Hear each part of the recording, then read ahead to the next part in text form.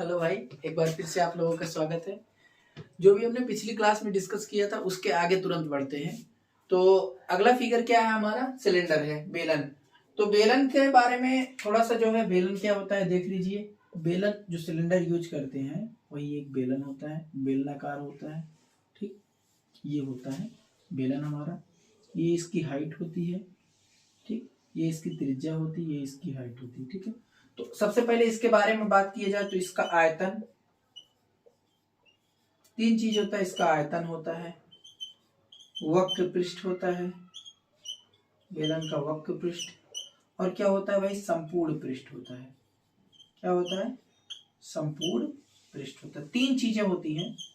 ठीक, बेलन का आयतन क्या होता है? बेलन का आयतन होता है भाई पाई आर स्क्वायर एच। ये सब अभी बाद में डिस्कस करेंगे, जब तब बताएंगे। पाई आर स्क्वायर एच। वक्र पृष्ठ क्या होता है? 2 पाई आर एच। ठीक, और संपूर्ण पृष्ठ क्या होता है? Pi r into h plus r. ठीक, तो देखो यहां पाई कांस्टेंट है, यहां पाई कांस्टेंट है, यहां 2 पाई कांस्टेंट है, यहां क्या है? पाई कांस्टेंट है। ठीक है, अब देखो इससे सवाल कैसे बनते हैं उसके बारे में डिस्कस करते हैं। तीन क्वेश्चन बताएंगे। एक जो है इसके त्रिज्या और ऊंचाई दोनों होता है। त्रिज्या और ऊंचाई में भी, त्रिज्या में भी वृद्धि या ऊंचाई में वृद्धि, या त्रिज्या में कमी ऊंचाई में वृद्धि, या त्रिज्या में वृद्धि या ऊंचाई में कमी, ऐसे करके सवाल आता है। और उसमें वक्र पृष्ठ भी पूछ सकता है, संपूर्ण पृष्ठ भी पूछ सकता है, आयतन भी पूछ सकता है। तो इसमें जो है पहले क्वेश्चन को आइए देखते हैं। पहला क्वेश्चन देखो भाई, आज का पहला क्वेश्चन है बेलन का। एक बेलन की त्रिज्या में 20% की वृद्धि और उसकी ऊंचाई में 30% की कमी होती है, तो उसके आयतन में कितने प्रतिशत की वृद्धि या कमी होगी? सबसे पहले बेलन का आयतन क्या होता है भाई? सबसे पहले देखते हैं। देखो 20% की वृद्धि हुई है किसमें? त्रिज्या में। 20% की वृद्धि हुई है त्रिज्या में। 20% का मतलब भाई 1/5। मतलब किसी अगर बेलन की त्रिज्या पहले रही होगी 5, अब बेलन की त्रिज्या हो गई होगी 6। ये त्रिज्या की बात हो रही इधर। ठीक है, बेलन की त्रिज्या रही होगी 5 और हो गई होगी अब 6। ठीक, और उसकी ऊंचाई में 30% की कमी कर दी जा रही। 30% की कमी, 30% का मतलब भाई 3/10। किसी बेलन की ऊंचाई अगर पहले रही होगी, ऊंचाई यहां लिखते हैं, ऊंचाई पहले रही होगी अगर 10, अब हो गई 3 कमी हो गई 7 हो गई। अब देखो बेलन का आयतन क्या होता है? पहले रहा होगा पाई, मान ले रहे हैं पाई आर स्क्वायर एच होता है बेलन का आयतन। तो पाई कैंसिल हो जाता है, पाई कांस्टेंट है, पाई कैंसिल हो जाता है। कहने का मतलब आर स्क्वायर एच है, तो यहाँ आर स्क्वायर लगाइए, यहाँ जो है यहाँ इसका स्क्वायर लगाइए, यहाँ इसका स्क्वायर लगाइए। ठीक, इंटू एच, यही बेलन का आयतन निकलेगा। ये बी हो गया, आर स्क्वायर एच। ठीक है, अब देखो 5 × 5 = 25 का 10 गुना कितना होता है? 250 होता है। अब 6 × 6 = 36 होता है। 36 का 7 गुना कितना होगा भाई? 36 × 7। अब देखो 7 × 3 = 21, 6 × 3 = 18, 210 और 18 228 होता है। ठीक, अब कितने की कमी हो गई भाई? 22 की कमी हो गई। कितने पे हुई? 250 पे हुई, इंटू 100%। ठीक, इतना समझ में।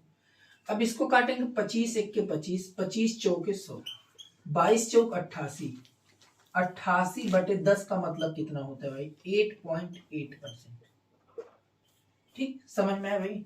देखो मान ले रहे हैं किसी, जैसे ये कोई बेलन है, बेलन की त्रिज्या पहले 5 थी, बढ़ के कितनी हो गई? 6। 5 थी, बढ़ के 6 हो गई। ठीक, बेलन की ऊंचाई पहले कितनी थी? 10, कम हुई तो 7 हो गई। अब क्या कह रहे हैं कि अब मान लीजिए कोई बेलन है, बेलन का आयतन क्या होता है? पाई आर स्क्वायर एच होता है। पाई आर स्क्वायर एच का मतलब पाई कांस्टेंट है। पाई कांस्टेंट का मतलब बेलन का आयतन अगर परसेंटेज में बात किया जाए तो बेलन का आयतन कितना होगा? आर स्क्वायर एच होगा। आर स्क्वायर एच का मतलब देखो आर यहाँ 5 था, तो 5 का स्क्वायर कितना होगा? 25। 25 का 10 गुना 250, 6 का स्क्वायर 36, 36 का 7 गुना 228, अब देखो कितने की कमी हुई है, 22 की कमी हुई है। प्रारंभिक वैल्यू पे ही कमी होती है तो 250 पे इंटू 100%, 100% इंटू 100%, तो कितना होगा 88/10 का मतलब कितना होता है 8.8%। ठीक, पहला क्वेश्चन ऐसे लगा सकते थे। देखो भाई आज का दूसरा क्वेश्चन है, एक बेलन की त्रिज्या में 20% की कमी की जाए तो उसकी ऊंचाई में कितने प्रतिशत की वृद्धि कर दी जाए कि आयतन समान बना रहे। सवाल अच्छा है ना।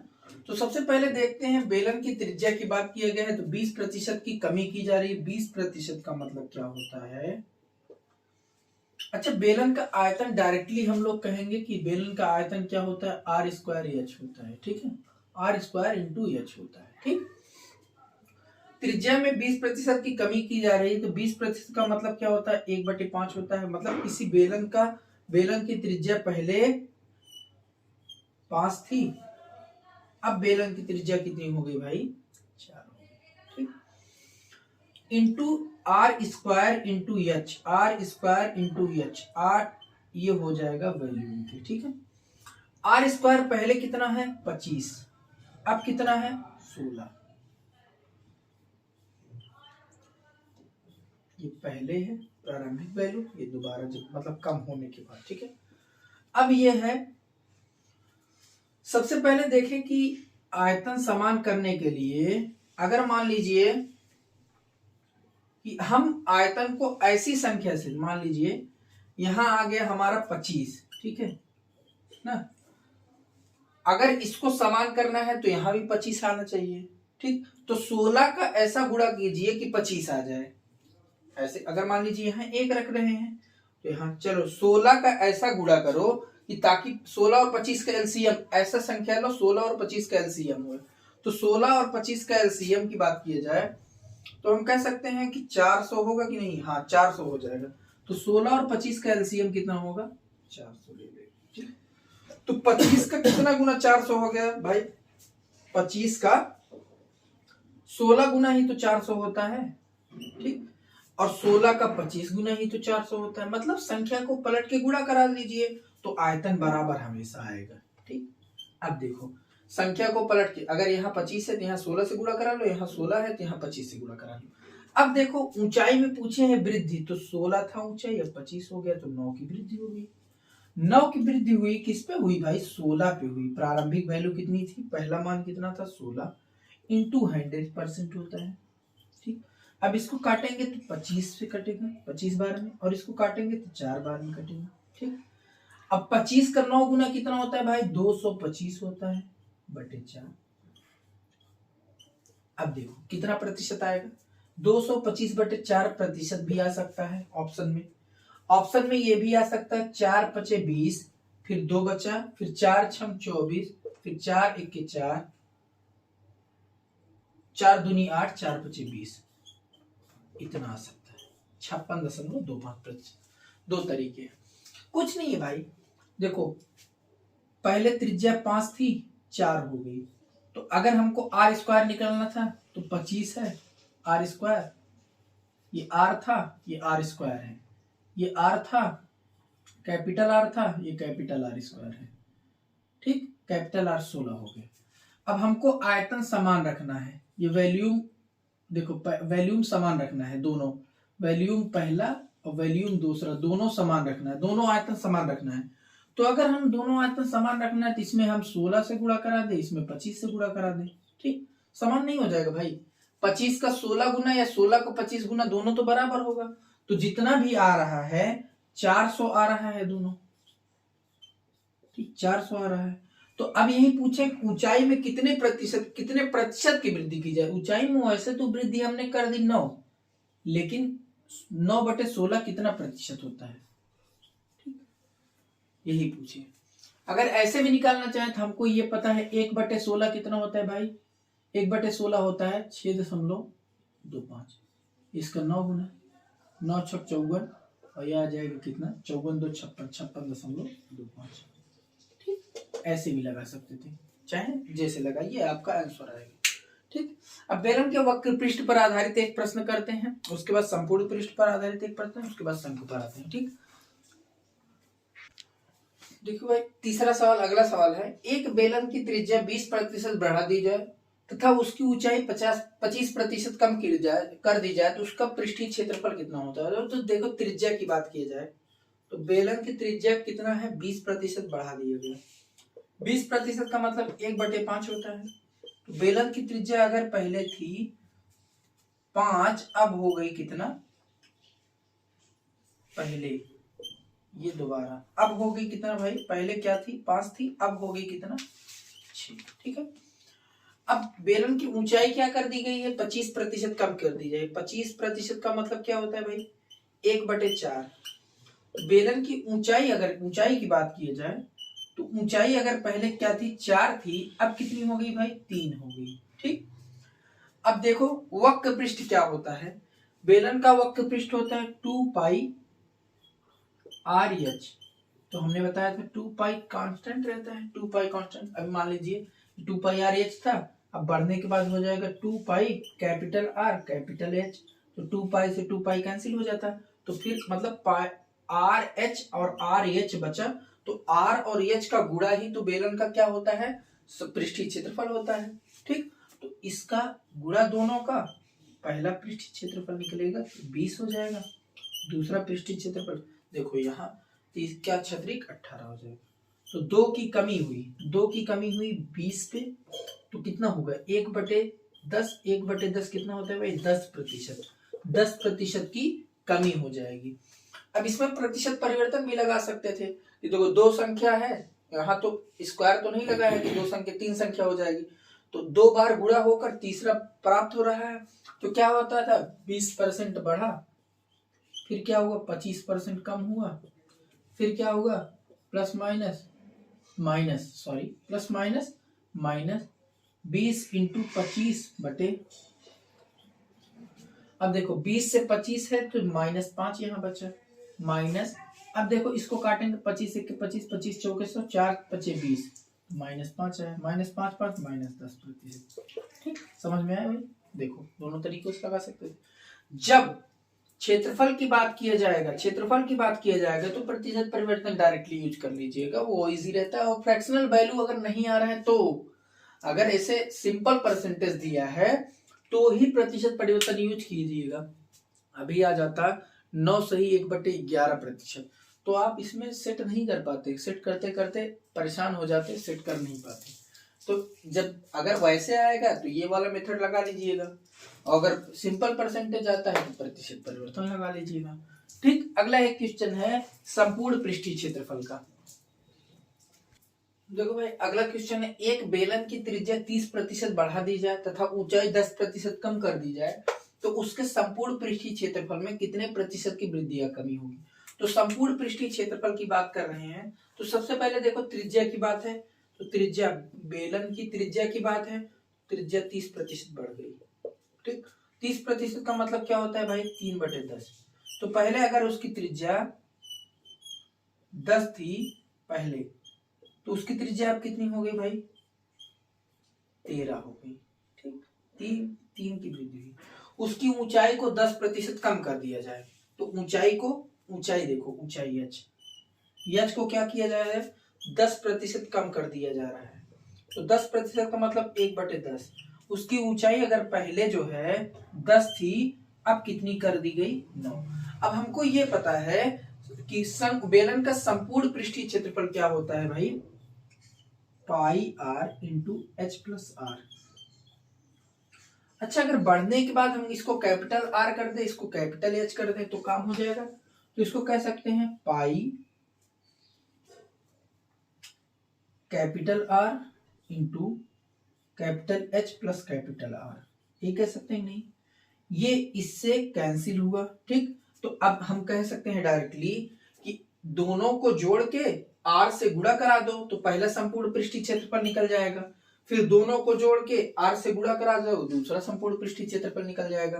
तो इसमें क्या करना है हमको, इसको निकालने के लिए, तो देखो दोनों को जोड़ो, 10 + 10 दोनों को जोड़ो और फिर 10 से त्रिज्या से गुणा करा दो। तो हमने क्या किया कि H plus R into R किए हैं। ठीक, इधर देखो दोनों को जोड़ रहे हैं, 13 9 22, 13 प्लस 9 जोड़े और आर से मल्टीप्लाई करा दे रहे हैं 13 से, ये निकल जाएगा पृष्ठीय क्षेत्रफल। तो पहले पृष्ठीय क्षेत्रफल 10 10 20 का 2 गुना 10 गुना 200। ठीक, अब 22 का 13 गुना, 13 दूनी, अब ये देखो 22 आया, 22 का 13 गुना, 13 दूनी 26 के 6, हासिल कितना हुआ 2, 13 दूनी 26 2 28। अब देखो इस पे कितना वृद्धि हुआ है 86, कितने पे वृद्धि हुआ है 200 पे, इंटू 100%। इसको इससे 2 43 का 2 गुना 86 होता है, 43% की वृद्धि हुई थी। ये बेस्ट मेथड है लगाने का इसका। ठीक, देखो 30% की वृद्धि हुई तो त्रिज्या पहले 10 थी, अब त्रिज्या कितनी हो गई 13 हो गई। 10% की कमी हुई तो ऊंचाई पहले 10 थी, अब कितना हो गई 9। पृष्ठीय क्षेत्रफल में हम क्या करते थे, आर और एच को गुणा करा देते थे, लेकिन संपूर्ण पृष्ठीय क्षेत्रफल दोनों को जोड़ के त्रिज्या से गुणा कराना है। तो पहले दोनों को जोड़े फिर त्रिज्या से गुणा करा दिए, पहले दोनों को जोड़े फिर त्रिज्या से गुणा करा दिए।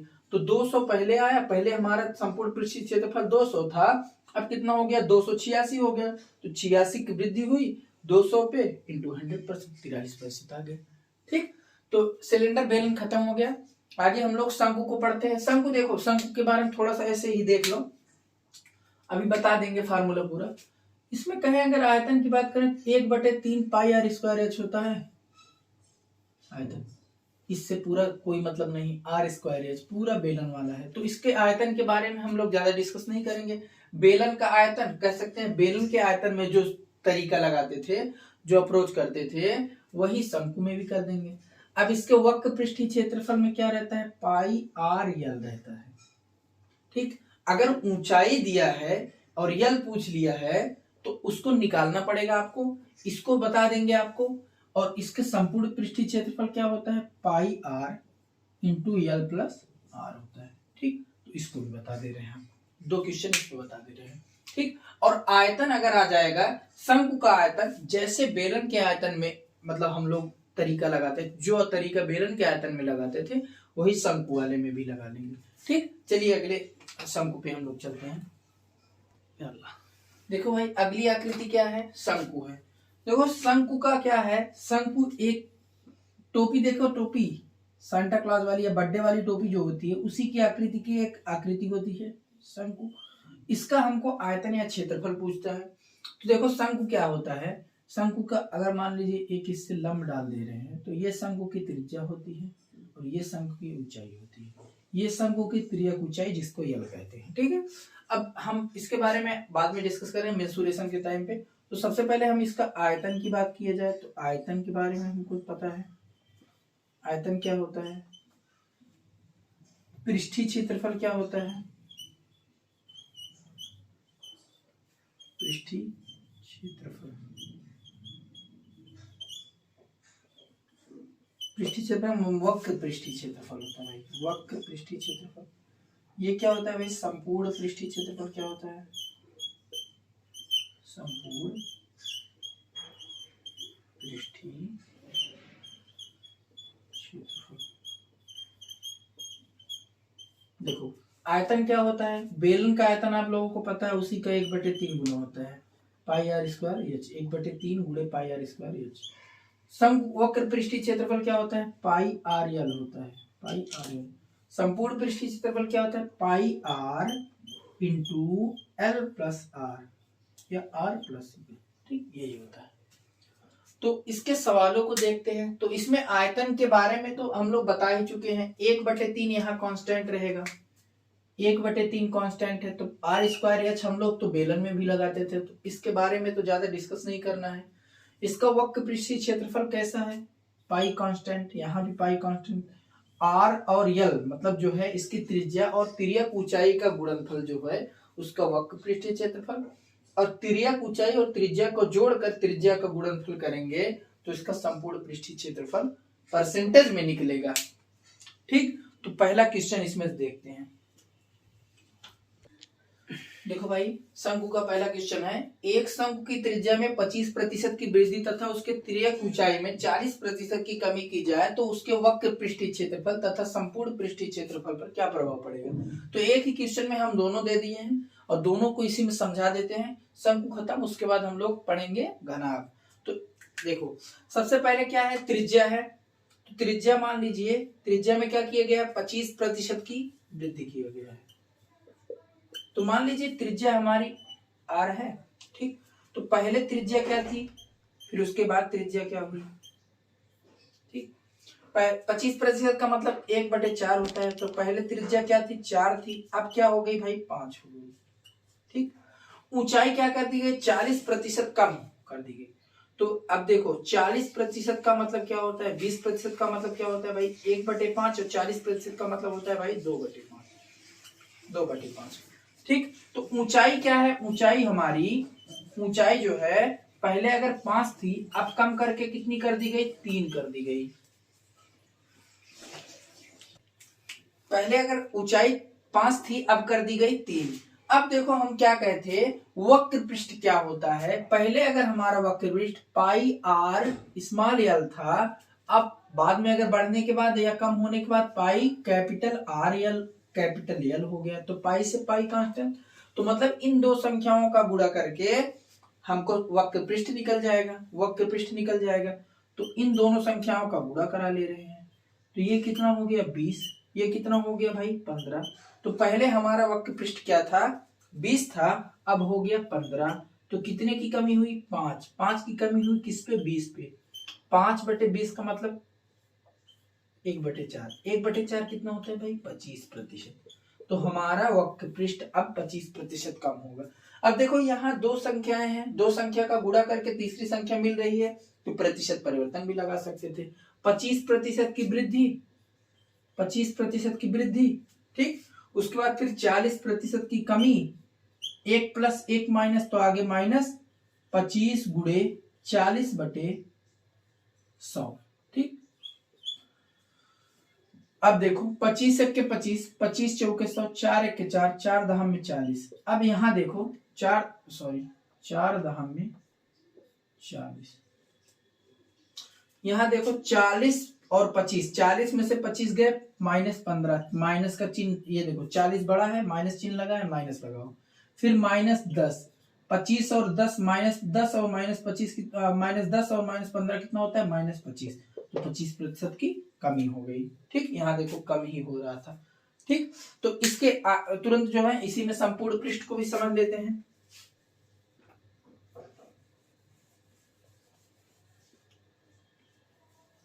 संपूर्ण पृष्ठ भी तुरंत समझ लेते हैं भाई।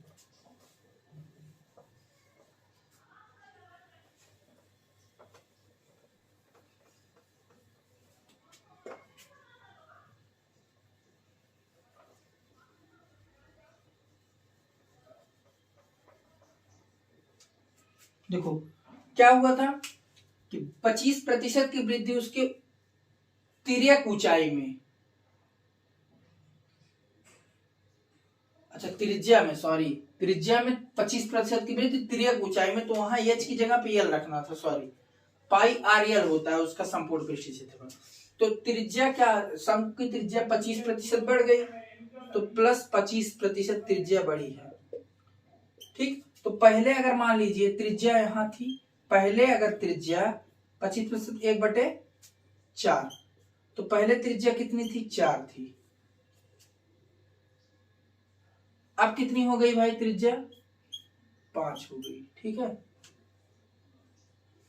अब आगे ये 40% हुआ है, 40% की कमी किसमें हुई है, उसके तिर्यक ऊंचाई में। तो यल में क्या हुआ है, 40% की कमी हुई है। 40% का मतलब होता है 2/5। अब 2/5 मतलब पहले उसका अगर यल जो है, उसका यल कितना था, अगर मतलब उसकी तिर्यक ऊंचाई 5 थी, अब उसकी तिर्यक ऊंचाई 2 कम हो गया, तो कितना हो गया भाई, 3 हो गया। इतना समझ में आया। अब ये देखो, हमको ये पता है pi r into l plus r, यही होता है इसका संपूर्ण पृष्ठीय क्षेत्रफल। अगर इसकी बात की जाए, pi capital R into capital L plus R, ये बढ़ने के बाद होगा। तो पाई से पाई तो कैंसिल हो गया। अब देखो आर का एल और आर को जोड़ के आर का गुणा करा लो, संपूर्ण पृष्ठीय क्षेत्रफल मिल जाएगा। तो हमने क्या किया, एल और आर को जोड़ा और आर से गुणा कराया पहले, फिर उसके बाद इसमें भी क्या किया, एल और आर को जोड़ा और उसके बाद आर से गुणा कराया। तो एल को जोड़ो और आर को जोड़ो तो कितना हो गया, 9 हो गया, और आर से गुणा कराएंगे तो कितना हो जाएगा भाई, 36 हो गया। देखो 5 4 9, 9 चौक 36, 5 3 8, 8 त्रिक 5 3 8, 8 5 40, 40। तो 4 की वृद्धि हुई, 4 की वृद्धि हुई 36 पे, तो 1/9 होता है। 1/9 कितना होता है भाई, 11.11%, इतने प्रतिशत की वृद्धि हुई। ठीक, चलिए आगे हम चलते हैं। हमारा एक और बचा है 3D पर आधारित, उसके बाद आज खत्म हो जाएगा 3D। उसके बाद हम लोग परीक्षा पर आधारित प्रश्न पढ़ेंगे, जो पूछता है कि एग्जाम में कितने पास कैसे होते हैं, फेल कैसे होते हैं, परसेंटेज पास कैसे निकाला जाता है। जो सब लोग नहीं कहते हैं 10 में 92% पाए, 90% पाए, कैसे पाए भाई, वही देखना है। तो इसको जो है हम अभी घनाभ खत्म कर दें, तो उसके बाद अगले दिन से हम लोग पढ़ेंगे परीक्षा पर आधारित प्रश्न। देखो भाई अगला टॉपिक हमारा है घनाभ। घनाभ के बारे में थोड़ा सा जान लेते हैं। तो सबसे पहले घनाभ का आयतन क्या होता है, इसको देखते हैं। आयतन, अब घनाभ क्या है, एक ऐसी आकृति है, एक ऐसी 3D आकृति है जिसकी लंबाई जिसमें 2 लंबाई, 2 चौड़ाई और 2 ऊंचाई होती है। ठीक, जैसे मान लो एक कमरा है, कमरे का जो है सामने वाले दीवार और सामने वाला दीवार लंबा लंबा है, तो उन दोनों की लंबाई समान। साइड वाला दीवार जो है, मतलब जो है उसकी चौड़ाई वाला दीवार जो है उन दोनों की समान। और कमरे का जो छत होता है और उसका फर्श जो होता है उसकी लंबाई सॉरी समान होती है। तो ये होता है घनाभ। ये मान लीजिए ये हो गया, ये हो गया, ठीक है, ये हो गया घनाभ हमारा, ये हो गया घनाभ। तो घनाभ का आयतन क्या होता है, इसमें क्या होता है, L होता है, इसकी चौड़ाई B होती है और इसकी ऊंचाई क्या होती है, H होती है, ये ऊंचाई होती है, सॉरी ये ऊंचाई होती है H होती है। ठीक है, तो L into B into H कमरे का आयतन हो गया। इसका संपूर्ण पृष्ठीय क्षेत्रफल, संपूर्ण पृष्ठीय क्षेत्रफल क्या होता है भाई, 2 कोष्टक में लंबाई गुणे चौड़ाई प्लस HA ये होता है। ठीक है, इसका विकर्ण क्या होता है,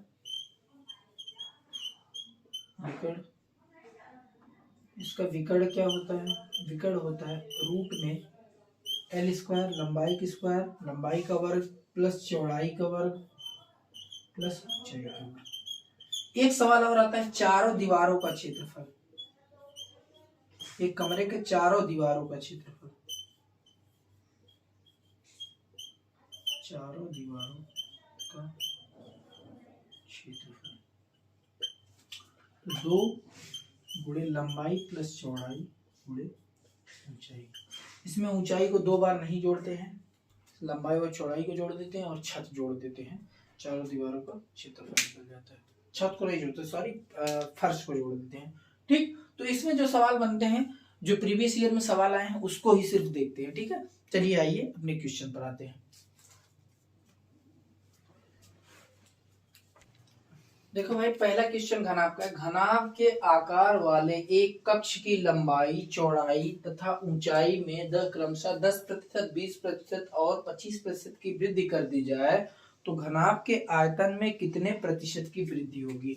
ये सवाल कहाँ आया था भाई, यूपीएसआई में आया था, यूपीएसआई में आया था ये क्वेश्चन। ठीक है, तो देखो घनाभ है, तो घनाभ मान लीजिए, घनाभ की क्या होती है, ये हो गया L into B into H, ये घनाभ का आयतन होता है। ठीक, तो घनाभ का आयतन ये होता है, पहले क्या था, लंबाई चौड़ाई ऊंचाई, वो पहले आयतन, बाद में क्या हो गया, लंबाई चौड़ाई ऊंचाई, वो बाद में आयतन। तो क्या किया गया कि घनाभ की लंबाई थी, लंबाई में 10% की वृद्धि कर दी गई। तो 10% की वृद्धि का मतलब घनाभ पहले 10% का मतलब 1/10। घनाभ की लंबाई पहले क्या थी, 10 थी, अब क्या हो गई भाई, 11 हो गई। ठीक, 11 हो गई। ठीक, अब उसके बाद उसकी जो है चौड़ाई में क्या किया गया, 20% की वृद्धि किया गया। तो 20% का मतलब क्या होता है, 1/5 होता है। तो मतलब घनाभ की अगर चौड़ाई पहले 5 थी, अब कितनी हो गई भाई, 6 हो गई। ऊंचाई क्या किया गया भाई, ऊंचाई में 25% की वृद्धि किया गया है। तो 25% का मतलब क्या होता है भाई, 1/4 होता है। 1/4 होता है।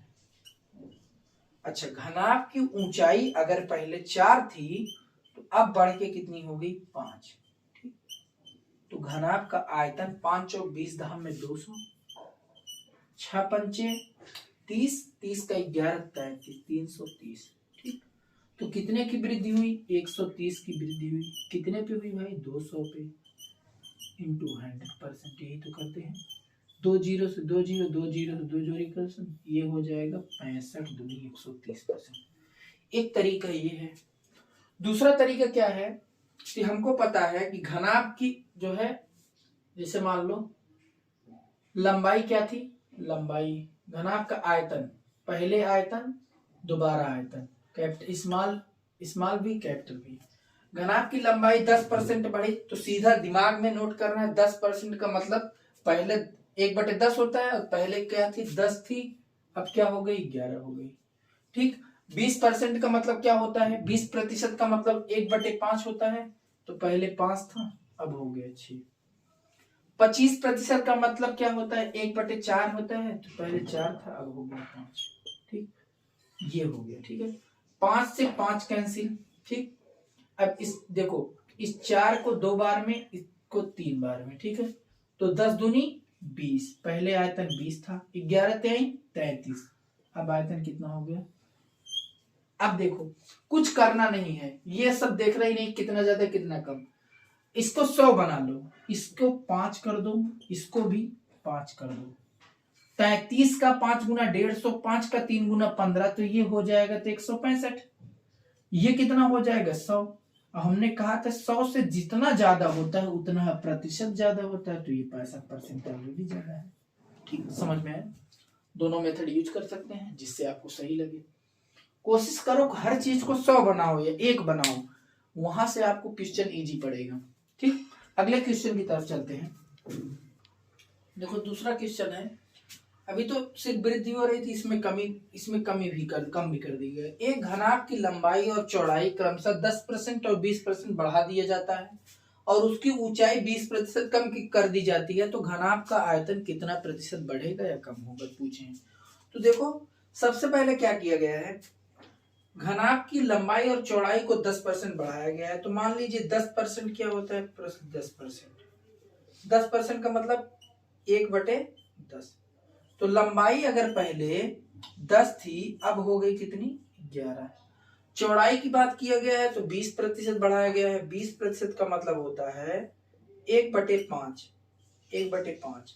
तो चौड़ाई क्या है, चौड़ाई अगर पहले 5 थी, अब क्या हो गई भाई, 6 हो गई। ऊंचाई की बात किया गया है, तो ऊंचाई क्या किया गया भाई, ऊंचाई 20% कम कर दी गई है। 20% कम कर दी गई है। 20% कम कर दी गई है, तो इसका मतलब क्या हुआ, पहले ऊंचाई इसकी 5 थी,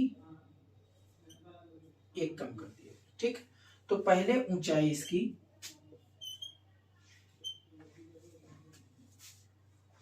5 थी, अब कितनी हो गई भाई, 4। इसको देखो, अब देखो 5 पचे 25 का 10 गुना 250 होता है। ठीक, अब 6 चौक 24, चलो गुणा करें, 11 चौक 44, छक्का ये कर ले, जान दो। 6 चौक 24, 24 का गुणा अगर 11 में आपको करना है, तो इसको यूनिट 4 लिखिए, 4 में 2 जोड़िए 6 हो गया, फिर ये 2 लिख लीजिए 64। ठीक, 264 हो गया।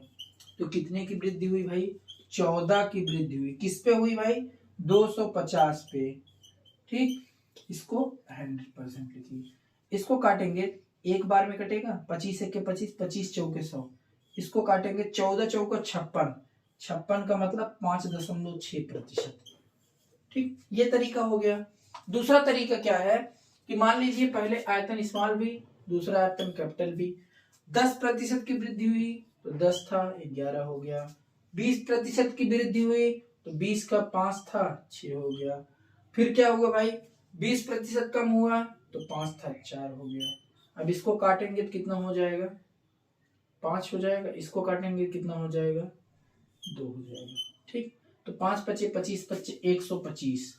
आगे क्या आया, 11 चक्का 66 दुनिया 132। कितने की वृद्धि हुई भाई, 7 की वृद्धि हुई। किस पे हुई भाई, 125 पे, इंटू 100%। 25 पंचे 125, 25 चौके 100, 7 चौक 28, 28 बटे 5 का मतलब होता है 5.6%। इसका 2 गुना करेंगे, इसका 2 गुना करेंगे तो 28 दुनिया 56, नीचे 10 आएगा, एक अंक पे दशमलव लग जाएगा। ठीक, समझ में आया। अगला क्वेश्चन देखते हैं, कमरों की दीवारों का क्षेत्रफल है। देखो भाई अगला क्वेश्चन घनाभ का एक कमरे की लंबाई चौड़ाई और ऊंचाई का अनुपात 4:3:2 है। यदि इसकी लंबाई और चौड़ाई को आधा कर दिया जाए तथा इसकी लंबाई और चौड़ाई को आधा, लंबाई और ऊंचाई को आधा करना है भाई, लंबाई और ऊंचाई को आधा करना है, लंबाई और ऊंचाई को आधा कर दिया जाए और इसकी चौड़ाई को 2 गुना कर दिया जाए, और इसकी चौड़ाई को 2 गुना कर दिया जाए। हाँ अब सही। यदि एक कमरा है, कमरे की लंबाई और चौड़ाई और ऊंचाई का अनुपात कितना, 4:3:2 है। यदि इसकी लंबाई और ऊंचाई को आधा कर दिया जाए और चौड़ाई को 2 गुना कर दिया जाए तो कमरे के चारों दीवारों का नया क्षेत्रफल कितना प्रतिशत बढ़ेगा। कहने का मतलब सवाल में ये था, प्रतिशत में ऑप्शन था। ठीक, तो हमको ये पता है कि कमरे के चारों दीवारों का क्षेत्रफल क्या हमने अभी बताया था, 2 कोष्टक में L + B × H होता है। तो 2 तो कांस्टेंट है, 2 की कहानी खत्म हो गया हमारा। ठीक, अब देखो, अब हमको पता है कि मतलब पहले क्या है, कमरे की लंबाई ये है, चौड़ाई ये है, ऊंचाई ये है। ठीक, 2 देखो यहां भी है। अब क्या हो गई, कमरे की लंबाई ये हो गई, चौड़ाई ये हो गई, ऊंचाई ये हो गई। ठीक है, अब देखो यहां भी 2 था। ठीक, ये प्लस रहता है और ये जो है इंटू रहता है, ये प्लस रहता है, ये भी इंटू रहता है, ये भी इंटू रहता है, ये भी इंटू रहता है। ठीक, तो 2 से तो 2 कैंसिल हो गया। यहाँ देखो, अब देखो कि कमरे की लंबाई चौड़ाई और ऊंचाई के पहले अनुपात कितना था, लंबाई 4 थी, चौड़ाई 3 थी और ऊंचाई कितनी थी भाई, ऊंचाई 2 थी। तो चारों दीवारों का क्षेत्रफल पहले कितना था, 4 3 7 दूनी 14 था। ठीक, इतना समझ में आया। अब कह रहे हैं यदि इसकी लंबाई और ऊंचाई को आधा कर दिया जाए, तो लंबाई पहले 4 थी, अब आधा कर दिया गया तो 2 हो गया। ठीक, प्लस अभी बी के बारे में बात नहीं किया गया है। ऊंचाई को भी आधा करना है, तो ऊंचाई पहले 2 थी, अब कितना हो गया भाई, आधा करेंगे तो 1 हो जाएगा। अब देखो कह रहे हैं तथा इसके चौड़ाई को 2 गुना करना है, तो चौड़ाई पहले 3 थी, अब 2 गुना इसका करेंगे तो ये 6 हो जाएगा। तो 6 2 8 1 के 8। अब जो है इसका क्षेत्रफल कितना है, 8 है। ठीक है, तो अगर देखो 14 है, 14 ये है, 8 ये है, कितने की कमी हो रही भाई, तो कहेंगे 6 की कमी हो रही। किस पे हो रही भाई, 14 पे। अब इसको काटेंगे तो ये होता है 3/7 और 3/7 कितना होता है, 42 अच्छा 1/7 कितना होता है, 14 सही 2/7 होता है, 3/7 कितना होगा, 42 सही 3/7 हो जाएगा, इतना प्रतिशत। ठीक, समझ में आया। यही एक एकदम सरल सा मेथड है कि पहले इसकी लंबाई चौड़ाई और ऊंचाई का अनुपात इतना था, तो चारों दीवार का क्षेत्रफल कितना होगा, 4 3 7 7 दूनी 14। और अब कितना हो गया, अब ये आधा कर दिए तो ये 2 हो गया, ये 1 हो गया। अब 2 और इसका 2 गुना किए हैं तो 3 दूनी 6 2 8 1 के 8, अब हो गया 8। तो कितना कम हुआ भाई, 6 कम हुआ। किस पे हुआ, 14 पे। 6/14 का मतलब 3/7 होता है, 3/7 1/7 का होता है 14 सही 14 सही 2/7%। 3/7 का होगा 14 सही 6/7%। ठीक, इतना। ठीक, अगला क्वेश्चन एक और है, उसको देख लेते हैं, और आज की लास्ट क्वेश्चन आज का है, उसको भी देख के फिर खत्म करते हैं। अगले दिन हम लोग परीक्षा पर आधारित प्रश्नों को पढ़ेंगे। ठीक, अगला क्वेश्चन की तरफ देखो भाई, आज का लास्ट क्वेश्चन है, एक कमरे की लंबाई चौड़ाई और ऊंचाई का अनुपात 5:4:2 है। लंबाई चौड़ाई और ऊंचाई का अनुपात कितना है भाई? 5:4:2 है। यदि इसकी लंबाई 40% और चौड़ाई 25% बढ़ाया जाता है तो कमरे के चारों दीवारों का क्षेत्रफल को एक समान रखने हेतु कमरे के आयतन में क्या बदलाव किया जाएगा? ये सवाल यूपीपी में आया था, उत्तर प्रदेश पुलिस में आया था ये सवाल। भाई देख लो, पुलिस वाले जितने लोग तैयारी करते हैं इसको लगाइए, देखिए कितने लोग लगा लेते हैं। लगाकर हम तो बता ही दे रहे हैं, आप लोग खुद से लगाइएगा क्वेश्चन, वीडियो पॉज करके देखिएगा लगा लेते हैं कि नहीं लगा पाते हैं। ठीक, तो सबसे पहले हमको ये पता है कि लंबाई चौड़ाई और ऊंचाई का अनुपात क्या है। हमको चारों दीवारों का क्षेत्रफल पता है कि हमको चारों दीवारों का क्षेत्रफल पता है कि L + B × H जो होता है ये चारों दीवारों का क्षेत्रफल होता है। तो पहले जो है, अब जो है बढ़ने के बाद L + B × H हो गया होगा क्षेत्रफल, capital H, sorry capital H, capital B × capital H। तो पहले अनुपात क्या था? लंबाई का 5 था, चौड़ाई का 4 था, ऊंचाई का कितना था भाई? 2 था। तो पहले तो चारों दीवारों का क्षेत्रफल 18 था। ठीक, अब यदि लंबाई को 40% बढ़ा दिया जाए तो लंबाई को 40%, 5 को अगर हम 40% बढ़ाएंगे, 40% का मतलब क्या होता है भाई? 40% का मतलब होता है 2/5, बढ़ाया गया है तो 7/5 हो गया। जब हम 5 को 7/5 बढ़ाएंगे तो 5 से 5 कैंसिल, तो लंबाई कितनी हो गई?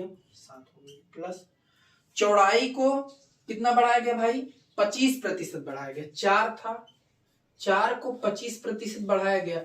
अब 25% बढ़ाया गया, एक तरीका तो यह है फ्रैक्शनल वैल्यू से लगा दो, या डायरेक्टली 25% बढ़ाया गया तो 125/100 लिख लो। 25 पंचे 125, 25 चौका 4 से 4 कैंसिल, बचा 5। तो अब क्या हो गया भाई? ये चौड़ाई 5 हुई। ठीक, अब हमको ऊंचाई से कोई मतलब नहीं, ऊंचाई कुछ दिया ही नहीं है। अब हमको खुद से समझना पड़ेगा कि अगर हम यहाँ 18 आ रहा है, कह रहे हैं चारों दीवारों का क्षेत्रफल एक समान रहना चाहिए, तो अगर यहाँ 18 आ रहा है तो इसको क्या रख सकते हैं? इसको रख सकते हैं क्या भाई? इसको हम लोग रख सकते हैं कि ये देखो 12 हो रहा है, 12 में किस संख्या का गुणा करें कि 18 हो जाए? तो यहाँ 18 लाने के लिए हमको इसमें 3/2 से गुणा करना होगा। ठीक, 3/2 से गुणा करना होगा। तो देखो 12 का 3/2 कितना होता है? 18 होता है। तो अब हमको ये पता चला कि हमारा ये तो समान हो गया।